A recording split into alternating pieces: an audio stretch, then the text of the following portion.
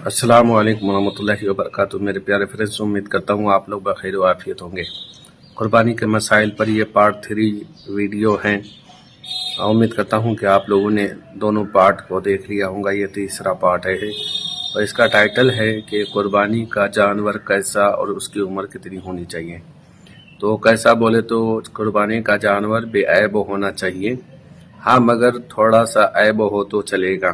थोड़ा सा ऐब बोले तो जो सींग होता है और सींग का जो आखिरी हिस्सा होता है, थोड़ा सा अगर कट जाए, टूट जाए तो उससे कुर्बानी हो जाएगी। वो बड़ा ऐब में शामिल नहीं है।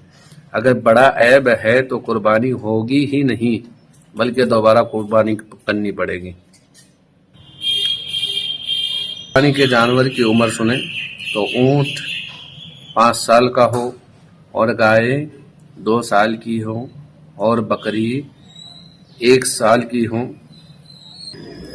उससे कम उम्र के जानवर की कुर्बानी नहीं होगी।